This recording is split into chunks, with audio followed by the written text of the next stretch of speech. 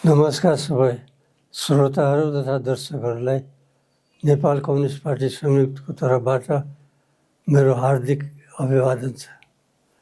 म Chandradev Joshi, Nepal communist party संयुक्तको अध्यक्ष, यहाँहरूसँग आफ्ना तथा आफ्नो पार्टीका केही मूलभूत अवधारणाहरू, ती अवधारणाहरू पार्टीको वैचारिक प्रतिबद्धतासम्म पनि सम्बन्धित छन्।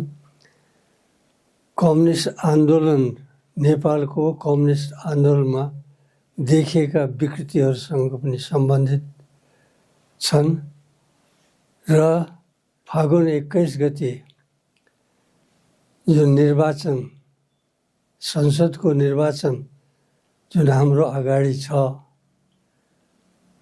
त्यो निर्वाचनप्रति हामीहरूका आफ्ना दायित्व, कर्तव्य, मतदाताहरूले अपनाउनु पर्ने सतर्कता र एउटा त्यस निर्वाचनलाई ग्रहण गर्ने अपनत्वको बारेमा पनि केही कुराहरू भन्न चाहँला। यहाँहरू सबै देखिनै राख्नु भएको छ, निर्वाचनको माहौल दिन प्रतिदिन अगाडि बढ्दै गइरहेछ। हिजोसम्म निर्वाचन हुन्छ कि हुँदैन अथवा हामी निर्वाचन हुनु दिँदैनौँ भन्ने केही पार्टीहरूकै अभिव्यक्ति, व्यवहार तथा क्रियाकलापले साँच्चीकै निर्वाचन हुनु पाउँछ कि पाउँदैन भन्ने शङ्काको वातावरण थियो। तर आज त्यो वातावरण बिस्तारै स्पष्ट हुँदै अगाडि बढिरहेको छ र अब अहिले सामान्यतः भन्दाखेरि कुनै अप्रत्याशित परिघटनाहरू नभएको खण्डमा निर्वाचन निश्चित रूपमा हुनेछ भन्ने अवस्थाहरू देखा परेका छन्।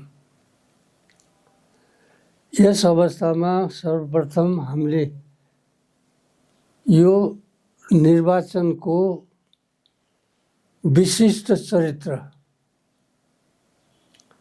केलाउनु पर्ने हुन्छ। जुन सरकारले आज यो आम निर्वाचन सम्पन्न गराउन गइरहेको छ, त्यो सरकारप्रति नै विभिन्न माध्यमहरूबाट, विभिन्न कर्नरहरूबाट अनेकौँ किसिमका प्रश्नहरू उठाइए, अनेकौँ किसिमका शङ्का उपशङ्का गरिए। तर यो सरकार अप्रत्याशित परिस्थितिको उपज हो। अप्रत्याशित परिस्थिति जब उत्पन्न हुन्छन् भने त्यहाँ सामान्य नियमहरू काम गर्दैन, चाहे त्यो प्राकृतिक परिघटना हुन्, चाहे सामाजिक परिघटनाहरू हुन्। हाम्रो समाजमा जुन अप्रत्याशित परिघटना भयो, त्यसलाई हामीले नेपाल कम्युनिस्ट पार्टी संयुक्तले अथवा मैले आफैले व्यक्तिगत रूपमा पनि दुईटा भागमा हेरेका छौँ। एउटा 23 गतेको घटनाको पृष्ठभूमि र कारण, दोस्रो 24 गतेको दुर्घटना, कारण र त्यसको मकसद। यो जबसम्म हामी दुईटै घटनालाई सेपरेट रूपमा केलाउन सक्दैनौँ र त्यसका पछाडिका कारणहरू केलाउन सक्दैनौँ भनेपछि हामी गलत निष्कर्षमा पुग्न सक्छौँ। आज जेनजीको नाममा नाम बेचेर अथवा त्यसको नामको आड लिएर जुन गलत प्रवृत्तिलाई पनि सही ठहराउने प्रयासहरू गरिएका छन्, त्यो पनि आफैमा देशको लागि घातक छ।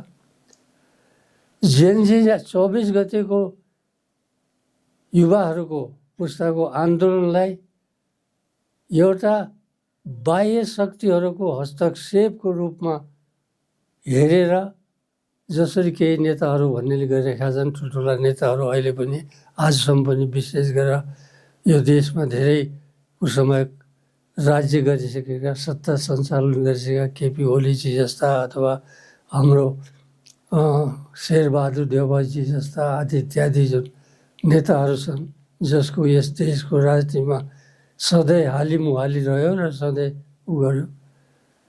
र त्यो दृष्टिकोणबाट यदि 23 गतेको विद्यार्थीहरूको मागलाई लिन्छौँ भनेपछि त्यो हामीले जनतालाई पनि धोका दिइरहेका छौँ र आफ्ना कुकर्म र लुकाउने कुनियतहरू लुकाउने प्रयासहरू गरिरहेछौँ। 23 गते विद्यार्थीहरूले उठाएको आन्दोलन, विद्यार्थीकै आन्दोलन यिनीहरूको कारणले तत्कालीन सत्ताधारी भने तिनटै टाउकेहरू छन्, प्रचण्डजी, केपी ओलीजी, शेरबहादुरजी। यी व्यक्ति आफैमा कति इन्डिपेन्डेन्ट थिए अथवा परनिर्भर थिए अथवा आफ्नै किसिमले देशको सत्ता सञ्चालन गर्न कति सक्षम थिए, कति लालायत थिए र कति इच्छुक थिए, अथवा कसैको निर्देशन अनुसार नै यिनीहरू अगाडि हिँडिरहेको थिए भन्ने कुरो पनि यिनीहरूसँगै जान्छ र त्यसमा कसैले त्यसबाट यिनीहरू मुक्त थिए भन्ने कुरा भन्न सकिने अवस्था छैन। यिनीहरूका कुकर्मले र यिनीहरूका लुटपाट नै भनिरहेको राज्य सत्ताको बागडोर हातमा लिएर जुन खुला लुटपाटहरू गरियो जनतामाथि, जनताको विचार लुटियो, जनताको स्वायत्तता लुटियो, जनताका अधिकारहरू लुटिए।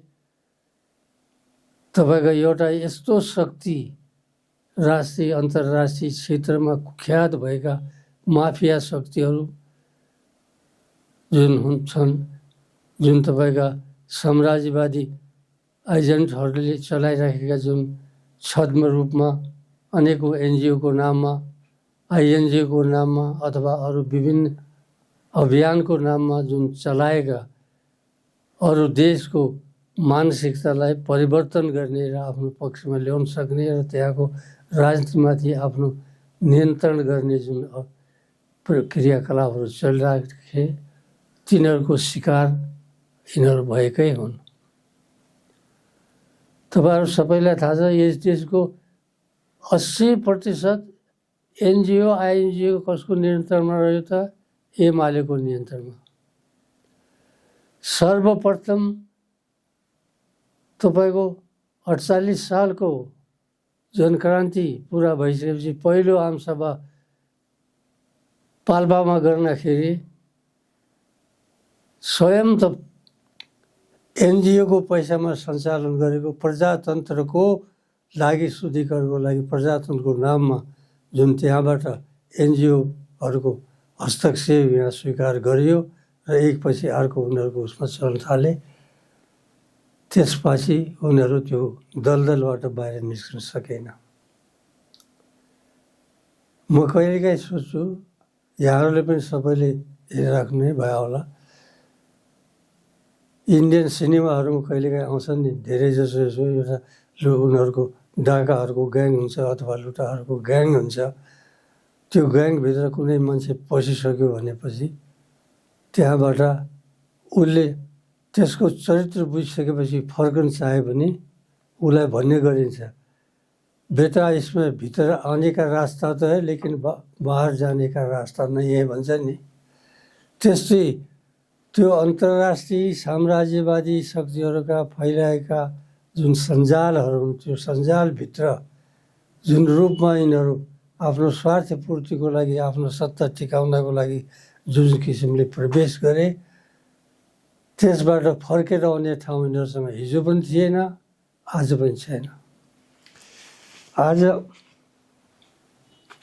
निर्वाचनको उसमा अहिलेसम्म पनि, हिजैसम्म पनि यदि हामीमाथि प्रश्न उठाइन्छ भने यो निर्वाचन हुन सक्दैन भन्ने जुन धम्कीहरू दिए, जसको कारणले मलाई लाग्छ हाम्रो पार्टीले महसुस यो गरिरहेको छौँ, आज तपाईँको त्यो आयोगले आफ्नो प्रतिवेदन बुझाउन नसक्ने स्थिति पनि त्यही कारणले आयोगको कमी कमजोरीले त्यहाँ होइन, न तपाईँको आज यो सरकारको कमी कमजोरीले। सरकारको मुख्य काम आज जसरी भए पनि 21 गतेलाई निर्वाचन गराएर जनताको नासो जनतालाई सुम्पौँ र पार्टी संसदको नासो संसदलाई सुम्पौँ। चाहे त्यो संसद कस्तो होला, के होला, कसरी आउला, कसरी बन्ला, त्यो भन्नुभन्दा पनि जुन विशेष परिस्थितिमा यो सरकारको जन्म भएको, त्यो विशेष परिस्थितिलाई समाप्त गरेर संविधानलाई आफ्नो बाटोमा ल्याएर उभ्याएर सत्ता सुम्पौँ। सत्ता लिनलाई को आउँछन्, कहाँ आउँछन् भन्ने कुरो त्यति ठुलो उसको न कन्सर्नको विषय हो, न उसको त्यो हातमा छ। र त्यस कारणले आज चुनावमा पार्टीहरू आए, गइरहेछन्। सबैले यही पृष्ठभूमिमा लिएर आफ्ना घोषणापत्रहरू पनि प्रस्तुत गरेका छन्, वाचाहरू प्रस्तुत गरेका छन्, कबुलेका छन्। कतिपय कुराहरू त यस्ता छन् कि तपाईँको सुन्दाखेरि पनि हाँसो उठ्ने खालका पनि छन्। 100 दिनमा हामी सारा यो सहकारीको समस्या समाधान गरेर पैसा फिर्ता गर्छौँ भन्ने पनि वाचा त्यसैमा देखिया छन्। 15 लाख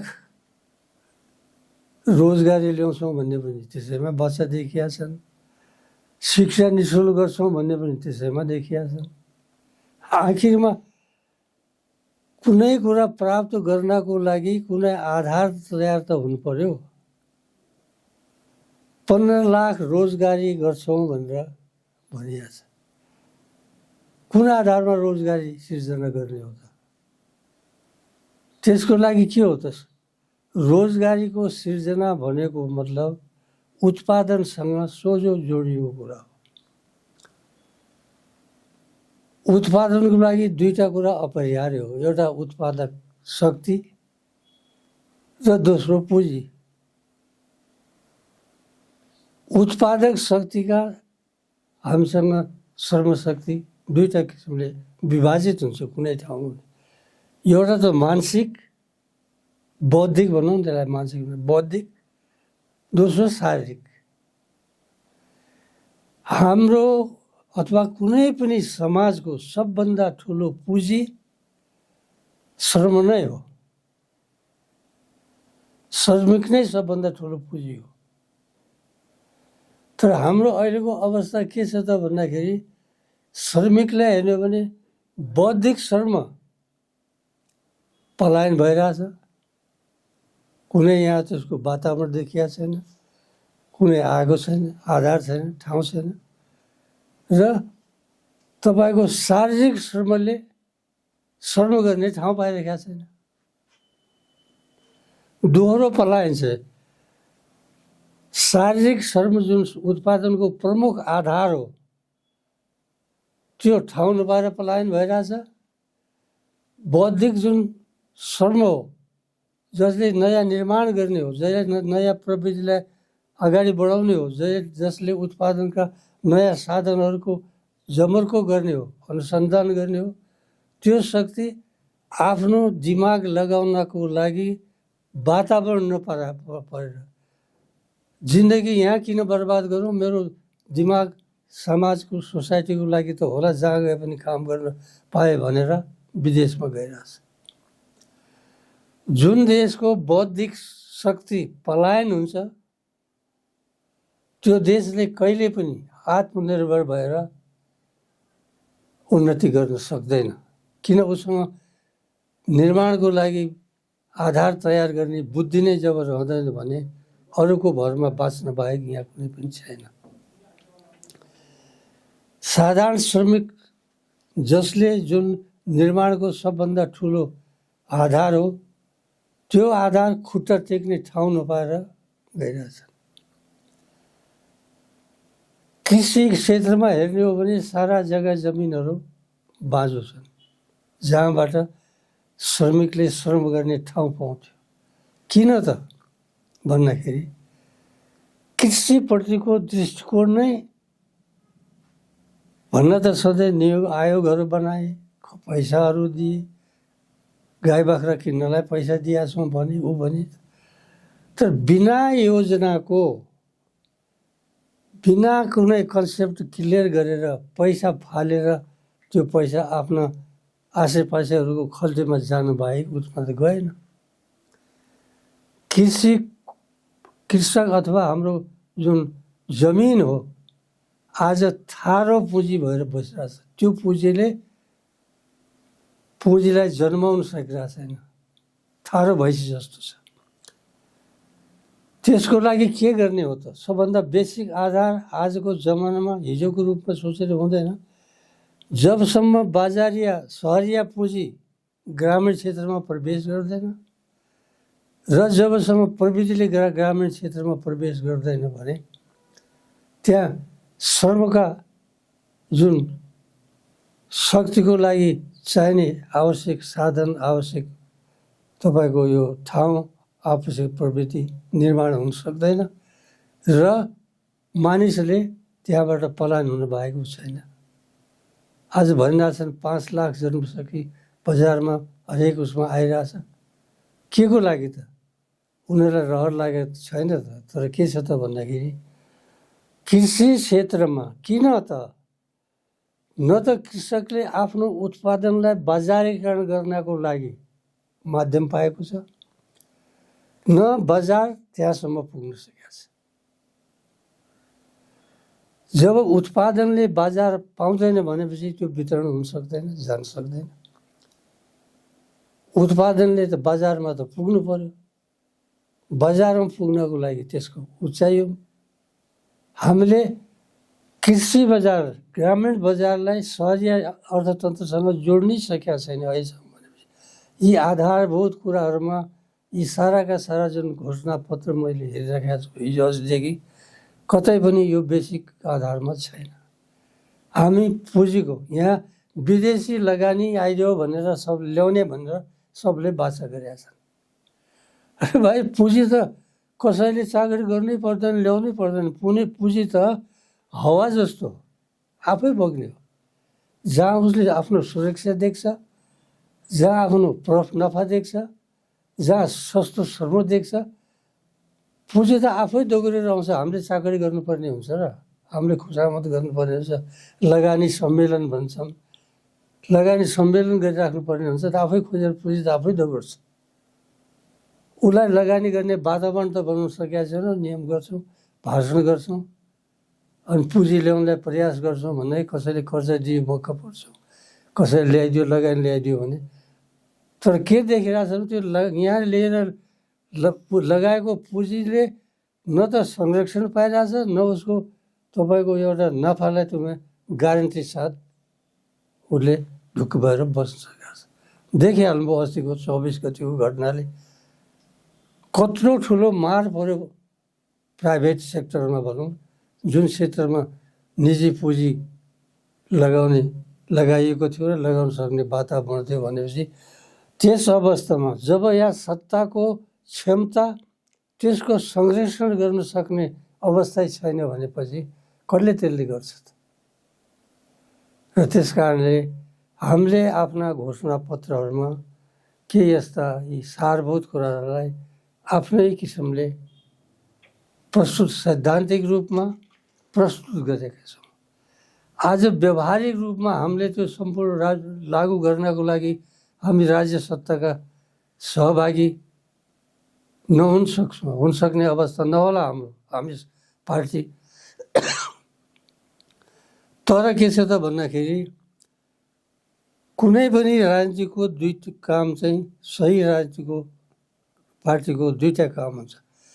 आफू सत्तामा पुगेको बेलामा आफ्ना विचारहरूलाई लागू गर्ने, सत्तामा नपुगेको बेलामा सत्ताधारीहरूलाई त्यसलाई लागू गर्ने दबाव सिर्जना गर्ने, बाध्यता सिर्जना गर्ने।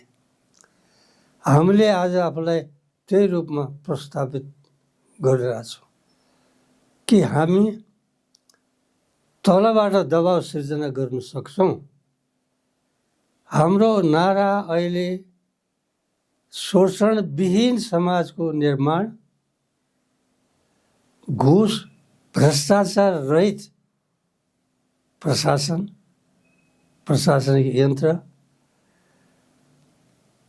यो भ्रष्टाचार नियन्त्रण गर्ने निकाय, नियामक निकायहरूको शुद्धिकरण, यी विषयहरूको लागि तलैदेखि जनतालाई सक्रिय गराएर, सहभागी गराएर जनस्तरबाटै दबाव सिर्जना गर्नको लागि हामी त्यसमा लागिरहेछौँ। हाम्रो आफ्नो आन्तरिक पार्टीको उसको लागि हामीले के भनेका छौँ त भन्दाखेरि, आफ्नो लक्ष्य के राख्यौँ त भन्दाखेरि, आज होइन, आज झन्डै 1 दशक बित्यो जबदेखि देशमा उभो, हामीले के भन्थ्यौँ त भन्दाखेरि, जब कम्युनिस्टका शासनमा नै सबभन्दा ठुला भ्रष्टाचार हुन थाले, भ्रष्टाचारीहरू जन्मन थाले, माफियाहरूको पकड उसमा भयो, संसद जनताको रहेन, संसद चाहिँ तपाईँका बिचौलियाहरूको, ठेक्कापट्टाका नायकहरूको, कालाबजारीका नायकहरूको कब्जामा गयो, संसदले जनताको बारे कुनै पनि गर्न सकेन भन्दाखेरि हामीले के नारा दियौँ त भन्दाखेरि, संसदलाई जनताको संसदको रूपमा परिणत गरौँ। त्यसको लागि हामी आम जनतालाई, मतदातालाई के अनुरोध गरिरहेछौँ त भन्दाखेरि, यो आजको माफिया तन्त्रले भरिएको संसदलाई जनताको संसदमा परिणत गर्नको लागि जनताका प्रतिनिधिहरूलाई मतदान गर्नुहोस्। जुन पार्टीको होला, जहाँको होला, त्यो पार्टीसँग मतलब छैन। तपाईँको के छ त भन्दाखेरि, जुन मान्छेले त्यहाँ गएर तपाईँहरूको आवाजलाई बुलन्द गर्न सक्छ, संसदको शुद्धिकरण गर्न सक्छ, जनताका लागि नियम कानुनहरूको बनाउने काममा जुट्न सक्छ, त्यसलाई हामी त्यसको लागि आह्वान गरिरहेछौँ। हामीले प्रतिज्ञा के गरेका छौँ आफ्नो आन्तरिक पार्टीको लागि भन्दाखेरि, हाम्रो ठुलो आन्दोलन आजको विकृत भएको कम्युनिस्टको नाममा, कम्युनिस्ट आन्दोलन नामका जुन देशमा सबभन्दा ठुलो विकृति कम्युनिस्ट शब्दप्रति, आम जुन जनताको लागि कम्युनिस्ट पार्टीको जन्म भएको श्रमजीवी जनता, आफ्नो चाहे त्यो मानसिक के अरे बौद्धिक श्रम होस्, चाहे शारीरिक श्रम होस्, त्यसको आधारमा बाँच्ने जुन जनता हो, जसको लागि यी कम्युनिस्ट पार्टीहरूको जन्म भएको हो, जसको मुख्य उद्देश्य नै त्यही हो भनेपछि, ती कम्युनिस्ट पार्टीहरूले नै आफ्ना उद्देश्य र आफ्नो जन्मको प्रमुख कारणलाई नै बिर्सेर ती बिचौलिया माफिया भ्रष्टहरूलाई पालन पोषण गर्ने आफ्नो अर्थोपार्जनको लागि स्वदेशी विदेशी ग्याङहरूसँग जुन अगाडि बढ्न थाले। जस्तै कम्युनिस्ट आन्दोलन यति भ्रष्ट भयो कि आज गाउँमा गयो भने साझा तपाईँ पनि उही त होला नि, म त फल्ना कम्युनिस्ट उही त होला नि, तपाईँ पनि उही त होला नि भने त चन्द्रदेव जोशी त कहिले त्यहाँ पुगेर गएको त छैन त। त्यसमा त उही त होला त भने या त हाम्रो माधव नेपालजी हुन्, या तपाईँको त्यही झलनाथजी हुन्, या त्यही प्रचण्डजी हुन्, या त्यही तपाईँको खड्ग ओली हुन्। उही त हुँ भन्ने कुरा हामीले पनि जुन पाइरहेको त्यो पाएको हामीले के भन्यौँ त भन्दाखेरि, सबभन्दा कम्युनिस्ट पार्टीको कम्युनिस्ट आन्दोलनको शुद्धिकरण, दलदलमा फसिरहेको कम्युनिस्ट आन्दोलनलाई कसरी बाहिर निकाल्ने। नेपाल कम्युनिस्ट पार्टी समिति लामो समयदेखि यसको सङ्घर्षमा, कम्तीमा यो 1 दशकदेखि नै हामी जब कम्युनिस्ट आन्दोलन यहाँको भ्रष्ट भयो यसैको उसमा लाग्यौँ हामी। र अहिले पनि हामीले नयाँ के दिएका छौँ त भन्दाखेरि, घुस नखानेहरूको सब जनताले बुझाउनु भन्नको लागि हामीले के भन्यौँ त, घुस नखानेको पार्टी बनाऊ, आउनुहोस् हामी घुस नखानेको कम्युनिस्ट पार्टी बनाउन चाहन्छौँ। जेको लागि हामीले लड्नुपर्छ र जेको लागि हामीले सङ्घर्ष गर्नुपर्छ, ती आधारभूत कुराहरूलाई लिएर हामीले आम जनताको लागि हाम्रा धारणाहरू यहाँ राखेका। जस्तो शिक्षाको क्षेत्रलाई भन्नुहोस्, आजको शिक्षाको क्षेत्रको व्यतिथि हामीले सिर्जना गरेको व्यक्ति हो। जमाना कहाँको कहाँ पुगिसक्यो, आज शिक्षा उही पुरानो ढर्डरमा चलिरहेको छ। हामी के भनिरहेको छौँ त भने जबसम्म शिक्षालाई सिपसँग जोड्न सकिँदैन, कमसेकम 10 कक्षा पास गरेर बाहिर निस्केको युवकले कतै कुनै नपाए पनि आफू उभिएर आफ्नो सिपको प्रयोग गरेर आफ्नो काम गरेर कमाइ खाने आधार पाउन सक्दैन, त्यसले समाजमा अगाडि बढ्न सक्दैन। त्यस कारणले पहिले त्यो सिपमूलक तालिम दिने तालिमसँग शिक्षालाई जोडिनु पर्यो। दोस्रो कुरा, शिक्षालाई अहिलेको प्रविधि र तपाईँको यो के भन्छ नि आइटी आदिसँग जोडेर समाजलाई परिवर्तन गर्नको लागि सक्षम भएर युनिभर्सिटीबाट निस्किने युवाहरू हुन्, चाहे तपाईँको मध्यम खालका युवाहरू हुन्, त्यसमा तिनीहरूले कन्ट्रिब्युट गर्न सकौँ। र दोस्रो कुरा, शिक्षामा जे कुरा कमिट गरेका छौँ हामीले, आज पुरा कसैको आइरहेछ पुरा तलदेखि माथिसँग शिक्षा निःशुल्क गर्ने भन्दाखेरि हाँसो उठ्छ। तपाईँको विश्वका धेरै ठुल्ठुला धनाढ्य देशहरूले त यो कुरालाई अहिलेसम्म लागू गर्न सकेका धेरै कम देशहरू छन् र यो देशहरू जसका आफ्नो पुँजी छैन उसले चाहिँ तलदेखि माथिसम्म गर्दैन। हाम्रो चाहिँ यो क्रमिक रूपमा यतामा जाने उसमा कुरा हो। औद्योगिक क्षेत्रमा हामी के कुरामा जोड दिइरहेछौँ त भन्दाखेरि उत्पादनले बजार पाउन सक्नुपर्छ। बजारको लागि हामीले जथाभावी स्वतन्त्र बजारको कन्सेप्ट त छ, तर के त भन्दाखेरि हामी योजनाबद्ध फ्री मार्केट भन्छ, प्लान्ड फ्री मार्केट इकोनोमी भनिरहेको छ। प्लान्ड फ्री इकोनोमी किन भनेपछि उत्पादनको वितरणको मुख्य थलो त बजार नै हो, तर बजारले जथाभावी गर्ने हो भने उपभोक्ता बर्बाद हुन्छ। तर बजारलाई फ्री पनि आफ्नो कारोबार गर, तर एउटा योजनाबद्ध रूपमा त्यसमा हामीले हिँड्दै गएर प्लानिङमा, नियन्त्रण होइन कि प्लानिङमा त्यसलाई आबद्ध गर्दै गऱ्यो भने बजारले त्यो ठाउँ देला जसले तपाईँको उपभोक्तालाई राहत पनि देला। कृषिको क्षेत्रमा हाम्रो सबभन्दा ठुलो प्रविधिको प्रवेश र बजारीकरण। किसानले आफ्नो उत्पादनलाई मैले नगदमा परिणत गर्न सक्छु भन्ने ग्यारेन्टी हुनु पर्यो। शिक्षामा विदेश नीतिको उसमा हिजोको 1 वर्ष पहिलेको विश्वको अवस्था आज रहेन।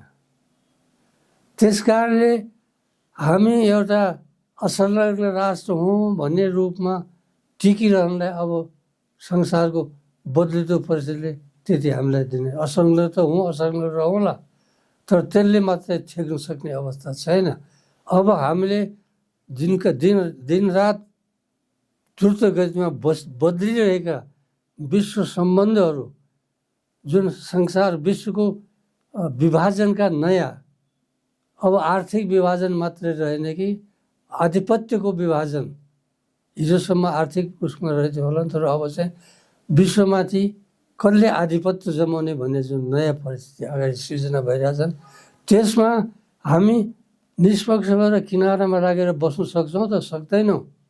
तर त्यसको लागि हामीले रेसनल आफ्नो परराष्ट्र नीति कसरी आँकन गर्नुपर्छ भन्दाखेरि हामीले कङ्क्रिट रूपमा त्यसको एनालिसिस, दुईवटा ठुला राष्ट्रहरूको बिचमा हाम्रो अवस्थिति, अहिले साम्राज्यवाद विशेष गरेर अमेरिकाको विश्वमाथि भइरहेको यो हेकमवाद र आन्तरिक सत्ताहरूलाई समाप्त गर्ने खुला रूपमा जुन च्यालेन्जहरू आएछन्, त्यस अवस्थामा नेपालले टिक्ने कसरी त भन्दाखेरि हामीले नयाँ रूपमा सोच्नै पर्ने हुन्छ। छिमेकी राष्ट्रहरू त छँदैछन्, छिमेकीलाई त हामी बदल्न त सक्दैनौँ, तर उहाँसँग हाम्रो निकटतम सम्बन्ध, विश्वासले सम्बन्ध कसरी कायम गर्न सक्छौँ। आजको विश्व परिस्थितिमा यी हाम्रा छिमेकीहरूका जुन आफ्ना आफ्ना राष्ट्रिय आवश्यकता स्वार्थहरू छन् र जसको असर सोझो हामीमा पनि पर्न सक्ने हुन्छन्, त्यो परिस्थितिमा हामीले खेलाएर यो परराष्ट्र नीति तय गर्नुपर्छ भन्ने हामी उसमा छौँ। हामी अहिलेको विश्व साम्राज्यवादी जुन प्रयासहरू भइरहेछन् देखिराख्नु भएको छ,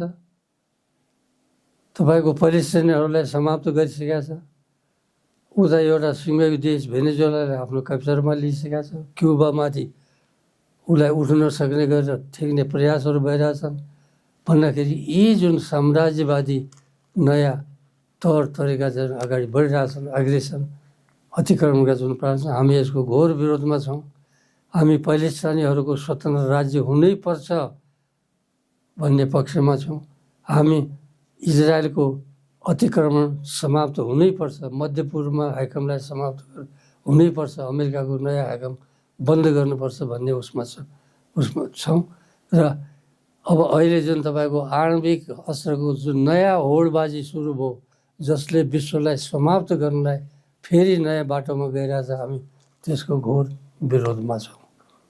हाम्रा यी सामान्य कुराहरू हुन् जुन यो सानो पुस्तिकामा। तर म एउटै कुरामा जोड दिन के चाहन्छु त भन्दाखेरि हाम्रो घोषणापत्रको अध्ययन गरिदिनुहोस् र हामीले आजको लागि के गर्नुपर्ने हो र जनताले, पार्टीहरूले के गर्नुपर्ने हो भन्ने कुरामा हामीले विशेष जोड दिएका छौँ। हामी के गर्छौँ भनेको होइन, अहिले तत्काल हामी के गर्छौँ भन्ने कुरामा हामीले जोड दिएका छैन कि हुनुपर्ने कुरा के, गर्नुपर्ने कुरा के, र त्यसको लागि हिजोका के कमी कमजोरीहरू भए, आज के कमी कमजोरी छन्, भोलि ती कमी कमजोरीहरूबाट कसरी मुक्त हुन सक्छौँ भन्ने दृष्टिकोणबाट नै हामीले आफ्नो घोषणापत्र यहाँहरू समक्ष प्रस्तुत गरेका छौँ। हाम्रो निर्वाचन चिन्ह हँसिया हो। यो हँसिया चिन्ह हाम्रो 2005 सालको निर्वाचनदेखि नै त्यो बेला हँसियामा मकैको घोगा पनि छापेका थियौँ। त्यसपछि हाम्रो लगातार सधैँ यो हँसिया चुनाव चिन्ह जनताको चुनाव चिन्ह हो। हामीलाई धेरै जसो जनताहरूले त हँसिया फरोस पार्टी भन्छन्, कसैले किसानको पार्टी नै भन्छन्। र अहिले हामीले हँसिया चिन्ह मतदान लिएर हामीले थोरै समानुपातिकमा हामीले 110 सिटमा गइरहेको छ, 109 सिट छन्। हामीले प्रत्यक्ष रूपमा धेरै कम 35 सिट मात्रै अहिले फिल्डमा लिएका छौँ।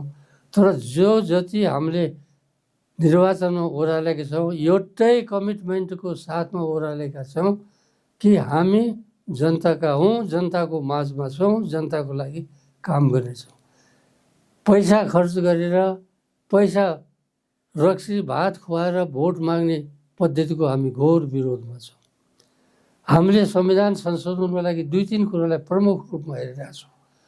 त्यो कुरा के हो त भने निर्वाचनको जुन अहिलेको तरिका हो, हामी पूर्ण समानुपातिक निर्वाचन पद्धतिमा जानुपर्छ यो देश भन्ने उसमा छौँ। पूर्ण समानुपातिक उसमा हुनुपर्छ। र दोस्रो कुरा के छ त भने हामी के चाहिरहेछौँ त भने हामी प्रत्यक्ष निर्वाचित राष्ट्रपति जुन अथवा कार्यकारी जुन भन्छ, हामी त्यसको पक्षमा छैनौँ। किन हाम्रो जस्तो देश जहाँ चारैतिरबाट हरेक साम्राज्यवादी शक्तिहरूको पनि छ, अरूको पनि छ, यहाँबाट प्रत्यक्ष निर्वाचित भएर आउन सक्ने मान्छे कुन किसिमको आउला र उसले भोलि कुन चाहिँ वितरण मचाउला भन्ने हामीसँग धेरै ठुलो खतराको अवस्था हामी देखिरहेछौँ। तर हामी एउटै कुरा के भनिरहेको छौँ त भन्दाखेरि प्रधानमन्त्रीले विज्ञहरूको मन्त्रीमण्डल बनाउनुपर्छ, सांसदले आफ्नो संसदीय उसको काममा सीमित हुनुपर्छ, मन्त्रीमण्डलमा जानु हुँदैन, प्रधानमन्त्री जिन्दगीभर हुनुपर्छ, हुनु हुँदैन। त्यसको लागि निश्चित समय तोकेका छौँ। र दोस्रो कुरा, संविधानमा केन्द्र र प्रान्तका जुन सम्बन्धहरू अहिलेसम्म स्पष्ट हुन सकेका छैनन्। एकतर्फ संहिता छ, दोस्रो केन्द्रियताले हाबी भइरहेछ। हामी यसमा सुधार चाहन्छौँ। संहिता सङ्घहरूलाई बढी स्वायत्तता र बढी आत्मनिर्भर र जिम्मेवार बनाउने पद्धति हामीले त्यहाँ चेन्ज गर्नुपर्छ। त्यो हेरिरहेछौँ भन्दाखेरि त्यहाँ हाम्रा यस्ता विषयहरू जुन छन् त्यो हामी संविधान संशोधन गर्नुपर्छ। नयाँ उसले आएर सर्वसम्मतिबाट सहयोग उसबाट हामीले संविधानलाई सर्वमान्य बनाउनुपर्छ भन्ने विचारधारा ल्याएका छौँ। यही हो सार संक्षेपमा मैले आफ्नो भन्नु खोजेको। र धन्यवाद सबैलाई। पुनः एकपल्ट हँसिया चुनाव चिन्हमा मतदान गरेर हामीलाई जनताको बिचमा गएर जनतालाई सजग गराएर आफ्ना अधिकारको लागि सङ्घर्ष गर्ने अवस्थामा पुगाउनको लागि निश्चित उद्देश्यको लागि सङ्घर्ष हुनको लागि प्रेरणा दिनको लागि सहयोग पुगोस् भन्ने आशा र कामनासहित बिदा हुन्छु। धन्यवाद, नमस्कार।